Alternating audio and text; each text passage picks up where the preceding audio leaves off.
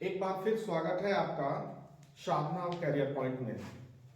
जैसा कि आपको पता है, आज का हमारा विषय है, आज का हमारा टॉपिक है वर्ण विचार। वर्ण विचार, सबसे पहले हम समझेंगे कि वर्ण कहते किसे हैं, क्या है वर्ण। वर्ण के बारे में समझेंगे। तो एक परिभाषा के रूप में अगर हम बात करें तो वर्ण वह ध्वनि है जिसको तोड़ा ना जा सके। वह ध्वनि जिसको तोड़ा ना जा सके। वह ध्वनि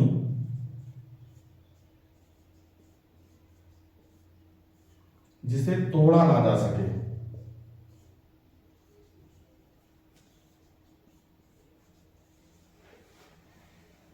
वर्ण कहलाती है।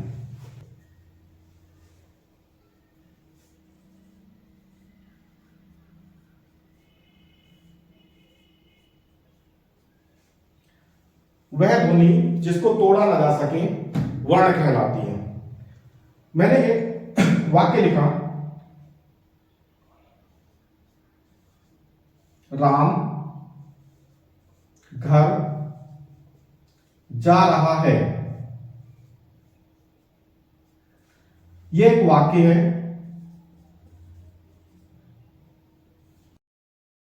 राम घर जा रहा है, ये सब अलग अलग शब्द हैं।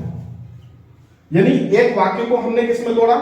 शब्दों में। तो वाक्य शब्दों से मिलकर बना, शब्दों के संयोजन से बनी एक प्रक्रिया है। तो वाक्य क्या है? जिसको हम कई शब्दों से बनकर बनाते हैं, यानी कई शब्दों से मिलकर वाक्य बना है और जिसका एक कोई सेंस निकलना, वो वाक्य में आ जाएगा।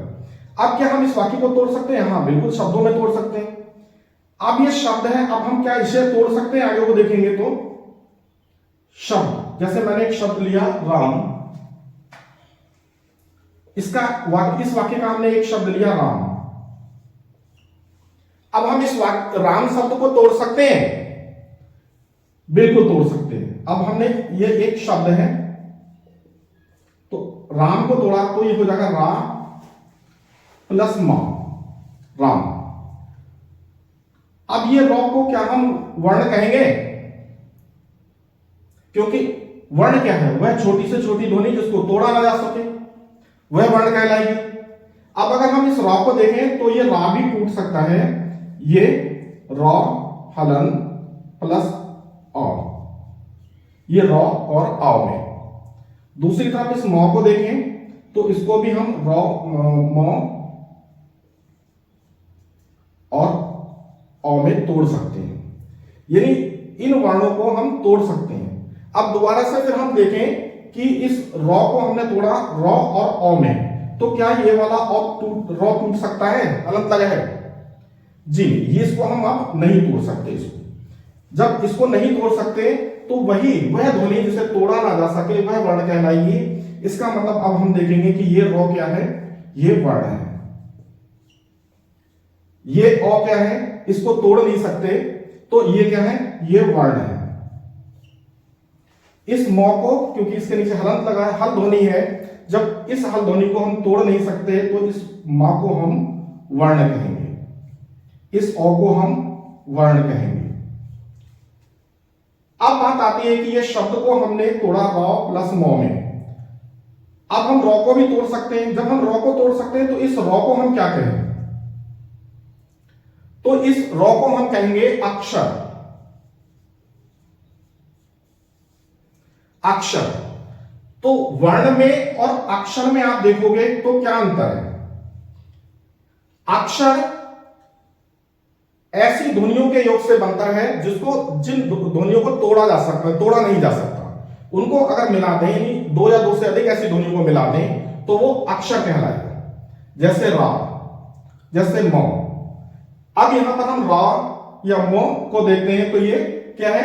ये अक्षर है। लेकिन जहां पर हल लगा देते हैं, क्योंकि अब जब किसी ध्वनि में हल चिन्ह लग जाता है तो बिना स्वर के सहायता के तो हम इसे बोल भी नहीं सकते, तो तब यह ध्वनि वर्ण कहलाएगी। और ये वर्ण जो है ये व्यंजन वर्ण है, और व्यंजन वर्ण हमेशा स्वर की सहायता से बोले जाएंगे।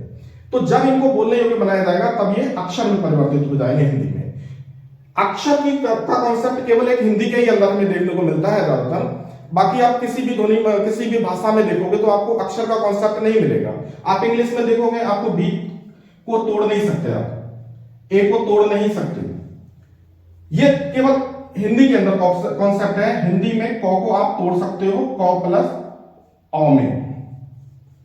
ये वर्ण है दोनों, ये स्वतंत्र रूप से, ये स्वतंत्र रूप से वर्ण है जिसे हम स्वर कहेंगे, और ये व्यंजन वर्ण है। तो ये दोनों क्या है? ये वर्ण है। और ये कहलाएगा आपका अक्षर। तो सबसे पहले हमारा ये कॉन्सेप्ट क्लियर होना चाहिए जब हम वर्ण पर विचार करें कि वर्ण है क्या। हमने लिख तो लिया कि वह ध्वनि जिसे तोड़ा ना जा सके वह वर्ण कहलाती है, लेकिन अब आप एक वाक्य से हम जब शब्द की ओर को बढ़े और शब्द से अक्षर की ओर और फिर हम वर्ण तक पहुंचे, तब आपको समझ में आएगा कि वर्ण है क्या, जिस ध्वनि को हम तोड़ नहीं सकते हैं। तो कहां पर जाकर आपने यहां रॉ हल ध्वनि पर आकर देखा कि इसको हम तोड़ नहीं सकते हैं, अर्थात ये एक वर्ण है। तो अभी हमारा कॉन्सेप्ट क्लियर हुआ कि वर्ण क्या होता है। अब इसके बाद हम तो देखते हैं कि वर्ण के भेद, कितने तरह से वर्ण हो सकते हैं। तो अब इसके बारे में हम थोड़ा सा बात करते हैं।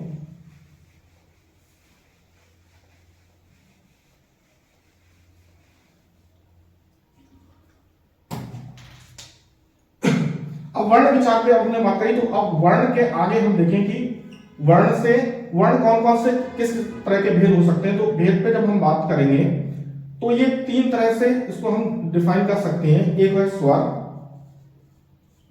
व्यंजन और अयोगवाह।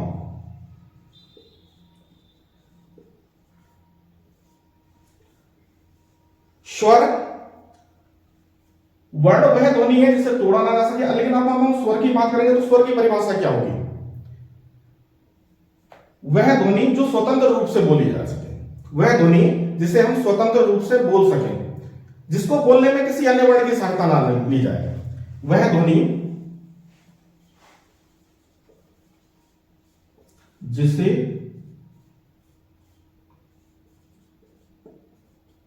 स्वतंत्र रूप से बोला जा सके, या हम कह सकते हैं कि जिसको बोलने में हमें किसी अन्य वर्ण की सहायता ना लेनी पड़े, वह ध्वनि स्वर वर्ण कहलाएगी। स्वर वर्ण कहलाएगी। स्वर भी वर्ण है क्योंकि इसको हम तोड़ नहीं सकते। अगर हम औ को देखें तो इस औ को तोड़ नहीं सकते। दूसरी तरफ अगर आप कहोगे दीर्घ रूप इसका बड़ा औ, तो इसको आप तोड़ नहीं सकते। हाँ, संधि के रूप में जब हम इसको देखेंगे तो इसके औ और औ वर्ण को मिलकर बड़े औ की ध्वनि आ सकती है, लेकिन ये इसको हम तोड़कर हम ऐसा नहीं कहेंगे कि औ और औ मिलकर दीर्घ औ होगा, क्योंकि यहां जब हम संधि में पढ़ेंगे तो वहां पर आप ये भी देखोगे कि दीर्घ बड़ा आ और दीर्घ औ और दीर्घ आ मिलकर भी बड़ा ही औ बनेगा, वहां पर कुछ नहीं। तो इसको हम तोड़ नहीं सकते। तो यहां पर ये भी आप स्वर के रूप में ये वर्ण ही है। तो जब हम स्वर की बात करेंगे तो वह ध्वनि जिसको स्वतंत्र, अब अ है, इसको बोलने के लिए हमें किसी अन्य ध्वनि की सहायता नहीं लेनी पड़ेगी, तो ये इसलिए हम इसे स्वर कहते हैं। तो स्वर है। अब स्वर को जब हम देखेंगे हिंदी वर्णमाला में तो इसको हम दो तरह से प्रयोग करते हैं। जब हम स्वर को देखेंगे तो इसको हम दो रूप से प्रयोग करते हैं। नंबर एक है स्वतंत्र रूप से, और नंबर दो है मात्रिक रूप से।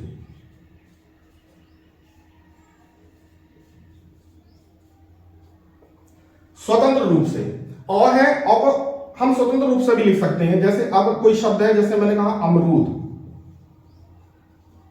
यहां अस्वतंत्र रूप से आ गया। लेकिन अगर जैसे मैंने कम लिखा, कम, अब क्योंकि ये हल ध्वनि नहीं है, इसमें क में अ शामिल है, तो ये है कम। तो इस क में भी हम देखेंगे कि जब इसको तोड़ेंगे अक्षर को, तो यहाँ क हल रूप में आ जाएगा और एक आ जाएगा इसका स्वर आ जाएगा अ, यानी इसमें अ प्राण तत्व के रूप में शामिल है। और मात्रिक रूप में दिखाई नहीं देगा हमें, क्योंकि मात्रा के जब कभी कभी क्वेश्चन पूछ लिया जाए कि स्वरों की कुल मात्राएं कितनी होती है, तो स्वर तो 11 होते हैं, लेकिन मात्राएं केवल आपको 10 मिलेगी। और जो है वो प्राण तत्व के रूप में उसमें शामिल रहता है, और बिना उस अ के आप उस व्यंजन वर्ण को नहीं बोल पाओगे। तो ये प्राण तत्व के रूप में शामिल होता है। लेकिन अगर कभी पूछता है कि स्वरों में मात्राएं कितनी होती है, स्वर 11 होते हैं, लेकिन अगर मात्राएं पूछेगा तो मात्राएं उसकी 10 पे लगाओगे, और जो है मात्रा उसकी लिपि चिन्ह नहीं है। तो ये थोड़ा हमें ध्यान रखना होगा। तो ये कम हो गया। ऐसी कोई और शब्द ले लेते हैं हम, एक इसी कम की जगह पे हम ले लेते हैं काम। एक शब्द ले लिया काम। यहां पर हम देखेंगे कि अ जो है वो मात्रिक रूप में यहां पर हमारा आया हुआ है, ये अ, यानी अ की, ये अ जो है इसकी अगर हम मात्रा की बात करें तो मात्रा, ये अ की मात्रा हो जाएगी। तो ये स्वतंत्र रूप से भी हमें अ मिल जाएगा। जैसे कोई भी शब्द लिखिए आम, यहाँ ये स्वतंत्र रूप में आ के रूप में आ रहा है, और यहाँ पर हम देख रहे हैं इस वाले वर्ण में, इस वाले अक्षर में, तो यहाँ ये मात्रा के रूप में भी आ रहा है। तो स्वर की एक विशेषता यह भी होती है कि ये स्वतंत्र रूप से भी प्रयोग किए जाते हैं, लेकिन जहां जरूरत होती है वहां पर इसको हम मात्रिक रूप से भी प्रयोग कर पाते हैं। स्वर को फिर हम इसको दो रूपों में बांट सकते हैं, एक मूल स्वर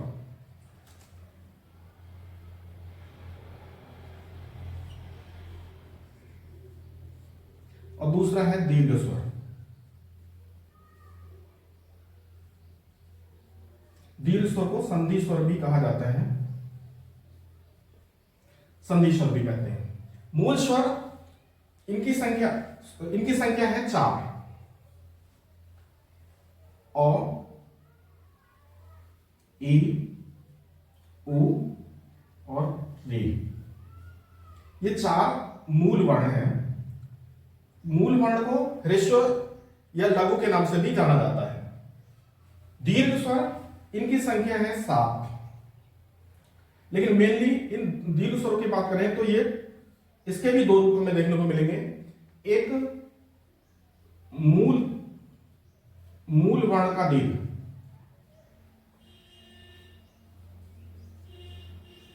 और दूसरा होता है आपका संयुक्त दीर्घ।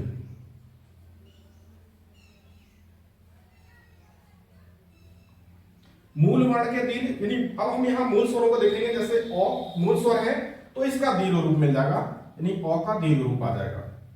ई है, ई का दीर्घ रूप यहां पर आ जाएगा। उ है, उ का दीर्घ रूप आ जाएगा। अब री का दीर्घ रूप हिंदी में नहीं होता है, संस्कृत में इसका दीर्घ रूप मिलता है हमें इस रूप में। ये केवल संस्कृत में यूज होता है और हिंदी में इसका दीर्घ रूप नहीं होता है। री का दीर्घ रूप संस्कृत में तो मिलता है लेकिन हिंदी में नहीं है। तो हिंदी में मूल वर्णों का जो दीर्घ है वो तीन ये मूल दीर्घ के रूप में रहेंगे, बड़ा अ, बड़ी ई, बड़ा उ। अब जब संयुक्त दीर्घ की हम बात करेंगे तो ये की संख्या मिल जाएगी हमें 4। तो 3 ये और 4 ये मिलकर 4 और 3 7 दीर्घ स्वर हिंदी में मिलेंगे आपको। तो संयुक्त दीर्घ स्वर 4 होते हैं। ये कौन से 4 दीर्घ स्वर होते हैं? ये मूल रूप से दीर्घ होते हैं जो मूल स्वर होते हैं, जैसे अ का दीर्घ हो गया, ई का दीर्घ हो गया, उ का दीर्घ हो गया। लेकिन ये संयुक्त होते हैं, यानी भिन्न तरह के स्वरों के योग से मिलकर ये बने होते हैं। जैसे हमने बात करी ए, आए, ओ, आओ, ए, आए, ओ, आओ। इन दोनों में उच्चारण में भी भेद देखेंगे हम। इसको ए का उच्चारण आएगा और यहां आए का उच्चारण आएगा। अब ये बने कैसे हैं? मैंने कहा कि ये संयुक्त स्वर हैं, यानी इसको दो भिन्न तरह के स्वरों के योग से बनाया गया है। जैसे आ और ई के योग से इस ए को बनाया गया है। ऐ की अगर हम बात करेंगे तो ए, आ और ए के इसके योग से ये बना है। ओ की बात करेंगे तो आ प्लस उ के रूप में मिलेगा ये आपको। और औ की बात करेंगे तो ये आपका मिलेगा ओ और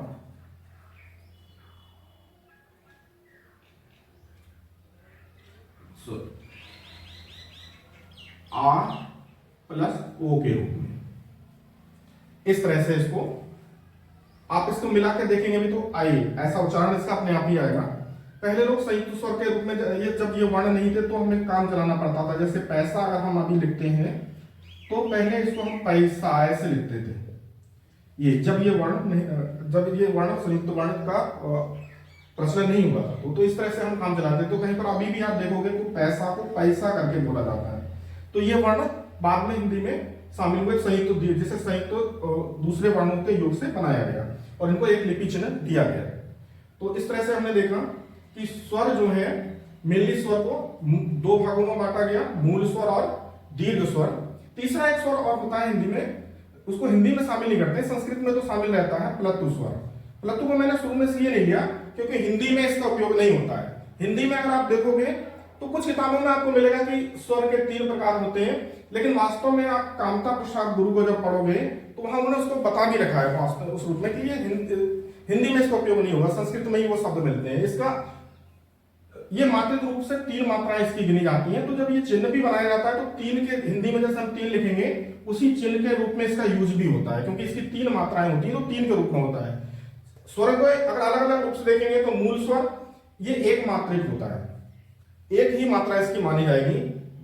दूसरा है दीर्घ, ये 2 मात्रिक माने जाते हैं, यानी इससे डबल, दुगनी मात्राएं इसमें मानी जाती है। और प्लतु स्वर जो होता है ये मूल स्वर से 3 गुनी मात्राएं इसमें मानी जाती हैं। तो चिन्ह भी इसी का उसी हिसाब से ही बनाया गया, 3 लिपि चिन्ह भी आपको इसी तरह से मिलेगा, प्लतु चिन्ह। लेकिन हिंदी में इसका प्रयोग नहीं है। हिंदी में अगर हम बात करेंगे तो हमें 2 ही स्वर मेनली होने चाहिए, मूल स्वर और दीर्घ स्वर। तो ये प्लतु का यूज हिंदी में नहीं होता, ये संस्कृत में ही आपको इसका प्रयोग देखने को मिलेगा।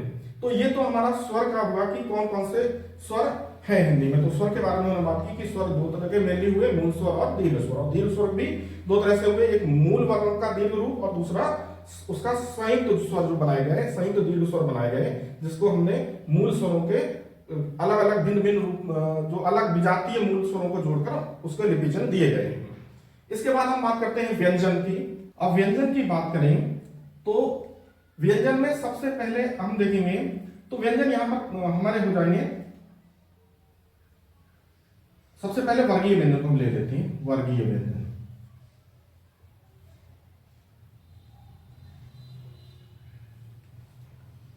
इनकी संख्या 25 होती है।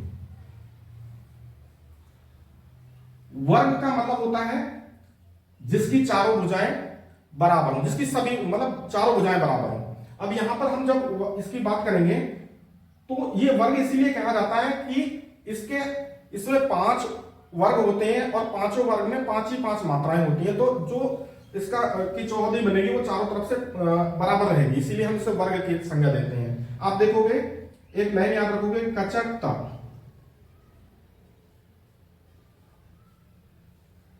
ये 5 वर्ग होते हैं। हिंदी जो वर्गीय व्यंजन होते हैं इसमें ये 5 वर्ग होते हैं और हर वर्ग में 5-5 वर्ण शामिल किए जाते हैं। जैसे क की बात करें तो क, ख, ग, घ, अंग वर्ण है।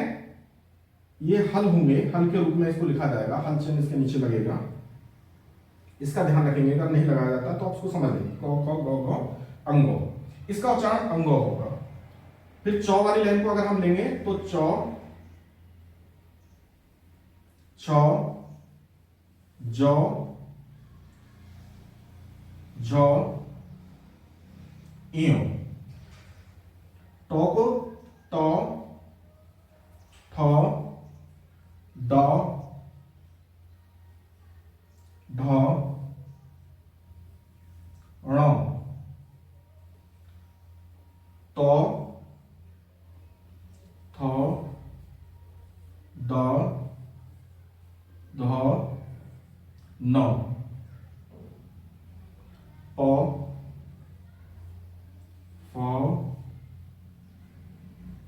ब, भ, म। अब देखेंगे तो 5, 1, 2, 3, 4, 5 ही वर्ग हैं और हर वर्ग में 5 मात्रा, 1, 2, 3, 4, 5, तो हर तरफ से 5-5 हो रहे हैं। इसीलिए एक हम कहेंगे कि ये वर्ग का निर्माण जैसा कर रहे हैं, तो इसीलिए इसे वर्गीय व्यंजन कहा जाता है। इस वर्गीय व्यंजन में हम देखेंगे कि अंत में जो ये वर्ण होते हैं इन्हें नासिक्य कहा जाता है। ये नासिक्य हर वर्ग में आपने देखा होगा कि अंग, इयो, ण, न और म, हर वर्ग का अपना अलग नासिक्य होगा।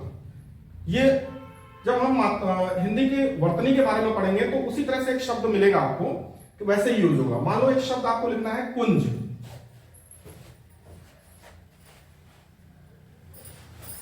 तो तो कई तरह से जब हम देखेंगे कि हम अलग अलग तरह के नासिक लगा के इसको देखते हैं, कुंज,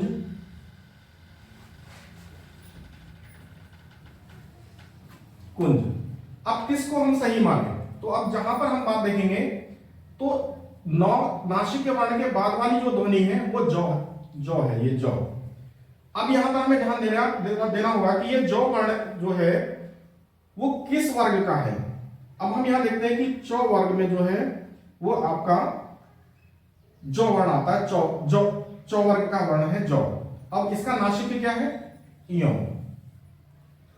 इसीलिए जब हम देखेंगे क्योंकि जौ वर्ग का नासिक इयो है तो इसका सही रूप हमें जो देखने को मिलेगा वो ये होगा कुंज, कुंज, ये वर्तनी के रूप में सही होगा। तो हिंदी की जब हम बात करते हैं तो हिंदी को हम कहते हैं वैज्ञानिक भाषा, इसीलिए वैज्ञानिक कहा जाता है क्योंकि हिंदी में जो लिखा जाएगा वही पढ़ा जाता है। इंग्लिश में हम लिखेंगे तो अलग अलग तरह से उसमें भेद पाए जाते हैं, मतलब पढ़ने में अलग अलग लोग किसी शब्द को अपने मतलब के हिसाब से पढ़ लेते हैं। जैसे कमल लिखा तो इसी को कामल भी पढ़ लेंगे या अलग अलग रूप में, लेकिन हिंदी में अगर हम कमल लिखते हैं तो सब जगह कमल ही पढ़ा जाएगा। इसमें इसीलिए इसको वैज्ञानिक भाषा कहा जाता है कि जो लिखा जाएगा वही पढ़ा जाएगा। जैसे हमने कुंज लिखा तो कुंज के बहुत से रूप होते हैं, लेकिन वैज्ञानिक इसका जो इसका संयोजन है वो भी बहुत वैज्ञानिक तरीके से किया गया है। जब क वर्ण है तो हम यहां पर देखेंगे कि ये सारे वर्णों की जो ध्वनियां उच्चारित होंगी वो कंठ से हो रही है, तो एक साथ ले लिया गया है उन्हें। ये तालव्य से हो रही है तो उनको एक साथ ले लिया गया है। मूर्धः से जिन ध्वनि की उत्पत्ति हो रही है उनको एक साथ लिया गया है। तो इस तरह से हम देख रहे हैं कि ये इसका जो संयोजन हुआ है वर्णमाला का वो बहुत वैज्ञानिक तरीके से किया गया है और एक से उच्चारण स्थल के बिंदुओं को एक वर्णों को एक साथ लिया गया है। और हर वर्ग में हम देखते हैं कि नासिक के भी हिंदी में हर वर्ग के लिए अपना अलग नासिक है।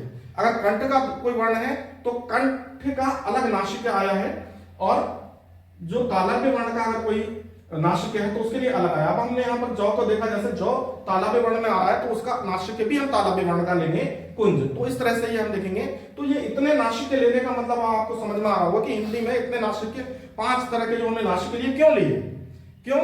क्योंकि अगर शुद्धता की दृष्टि से आप देखोगे तो यहां पर आपको पता चलेगा कि हर वर्ग का अपना नासिक है और उसी जिस उच्चारण स्थल से उस वर्ण की उत्पत्ति हो रही है उसी उच्चारण स्थल का नासिक हम यहां पर प्रयुक्त करेंगे। तो ये भी हम यहां पर देखेंगे। दूसरी तरह के व्यंजन पे हम आगे बढ़ेंगे। तो वर्गीय व्यंजन के बाद में दूसरा नंबर है अंतस्थ का। अंतस्थ वर्ण या अंतस्थ व्यंजन, इनकी संख्या 4 है। य, र, ल और व, ये चारों अंतस्थ कहलाते हैं। इसमें जब हम देखेंगे कि य और व इनको अर्धस्वर के रूप में भी मान्यता मिली हुई है, अर्धस्वर भी कहा जाता है। तो ये चारों व्यंजन इसमें अंतस्थ के रूप में शामिल हो गए। तो 25 और 4 हो गए 29। तो ये यहां पर हम चले गए। अब इसके बाद में तीसरा नंबर पे हम देखते हैं ऊष्म व्यंजन।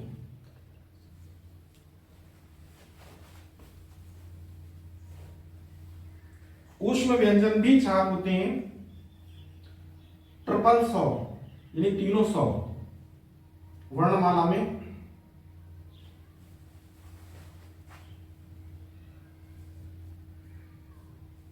नीचे बचा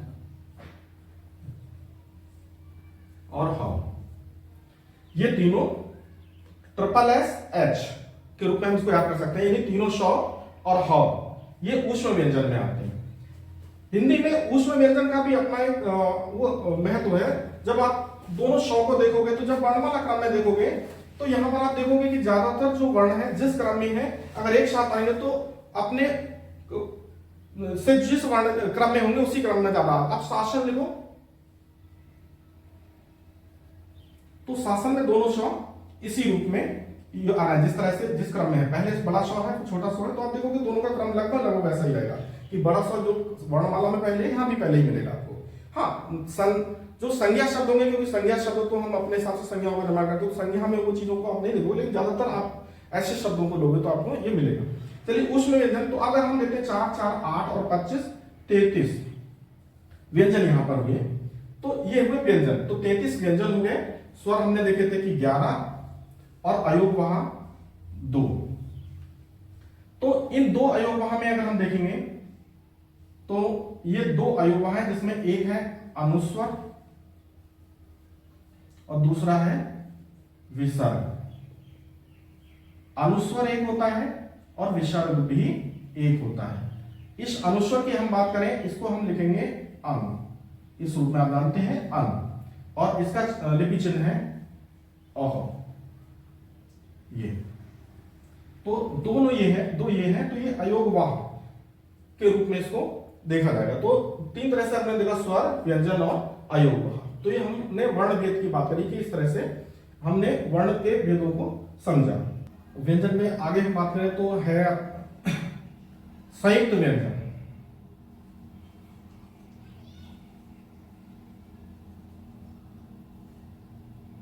संयुक्त व्यंजन में हमारे 4 वर्ण आ जाएंगे, श्र, क्ष, त्र और ज्य। ये 4 संयुक्त वर्ण आ जाएंगे। इसके बाद हम बात करेंगे उत्क्षिप्त वर्ण, जो कि हिंदी में लिए गए हैं उत्क्षिप्त।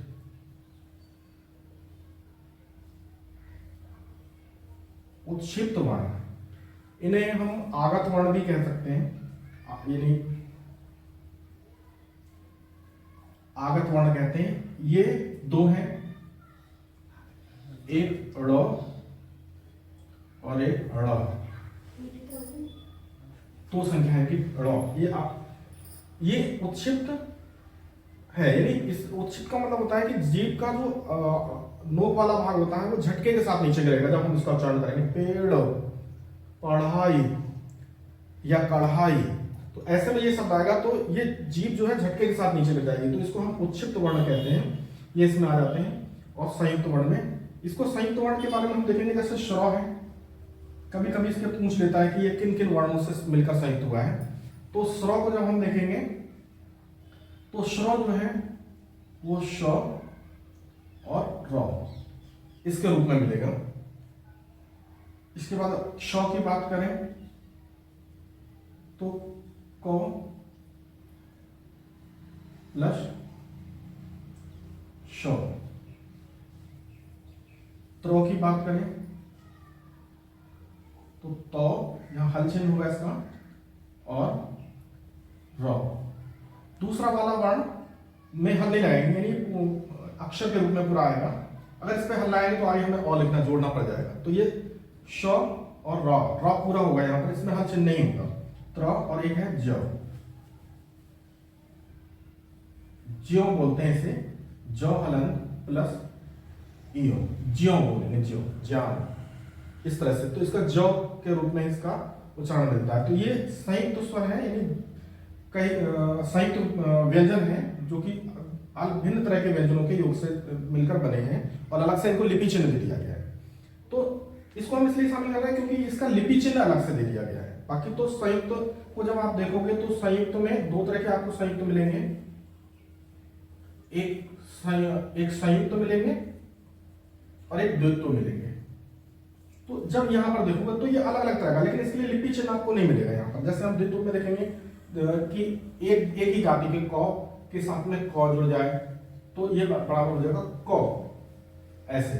तो यहाँ पर एक ही जाति के मिलेंगे तो ये अलग रूप। लेकिन यहाँ पर हम इसको देख रहे हैं कि इसके क्या है, इसके लिपि चिन्ह भी, लिपि चिन्ह हमें अलग से दिए हुए हैं। इसको ऐसे संयुक्त करके लिखने की जरूरत नहीं होगी। यहाँ पर हम इसके जैसे इसको क को आधा बनाने के लिए जब इसको बीच में जोड़ेंगे तो इसको पाई के पास से इसको यहाँ से हटा देंगे, उसका शेष हिस्सा, तो इस तरह से इसको जोड़ देंगे। लेकिन अब जैसे जैसे दूसरे शब्दों को जोड़ देंगे, जैसे टॉ है, अब टॉ का जब हम टॉ के साथ में जोड़ेंगे तो इसका या तो इस टॉ के नीचे हल चिन्ह लगा के फिर दूसरे टॉ के साथ जोड़ेंगे। क्योंकि टॉ को हम अलग से इसको आधा नहीं कर सकते, तो इन चिन्हों को हम इसके रूप में ले सकते हैं इसको। ऐसे संयुक्त को देखेंगे तो संयुक्त में दूसरे अलग अलग तरह के अलग जाति के मिल जाए, जैसे क के साथ में ख जुड़ जाए, क और ख को जोड़ दें तो खो, मक्खन शब्द आ जाएगा, मक्खन। ऐसे कई शब्द आपको मिलेंगे, मक्खन, या फिर यहां पर ऐसे शब्द मिल जाएगा, चक्की, एक जैसे शब्द आ जाएंगे उसमें, तो ये शब्द मिलेगा। लेकिन इनका ये संयुक्त को हमने वर्णमाला में इसलिए शामिल किया क्योंकि इनको हमने लिपि चिन्ह दिया हुआ है अलग से। तो ये इस तरह से अगर हमने बात करी तो 4, तो वर्ण विचार में हमने बात करी तो 11 स्वर के साथ साथ में हमने मेल जो थे आपके 33 व्यंजन और 2 अयोगवाह, फिर बात हमने करी कि संयुक्त वर्ण 4 हो गए और उच्छिष्ट 2, तो कुल मिला के ये 52 वर्ण शामिल हो पाते हैं। इसके 52 वर्ण की वर्णमाला हमें देखने को मिलेगी। तो ये हमने पढ़ा वर्णों के बारे में कि वर्ण होता क्या है, वर्ण के भेद क्या है, स्वर क्या है, व्यंजन क्या है या अयोगवाह क्या है। तो आज की क्लास में इतना ही। इसके साथ में हमने इस पर बात की वर्ण विचार पे। आपको किसी तरह के कोई डाउट्स हो तो आप उसको कमेंट सेक्शन में जाकर कमेंट करके पूछ सकते हैं, जिसके बारे में मैं कोशिश करूंगा कि हम उसको आपके डाउट को पूरा कर पाए। बाकी मिलते हैं आगे नए टॉपिक के साथ। धन्यवाद।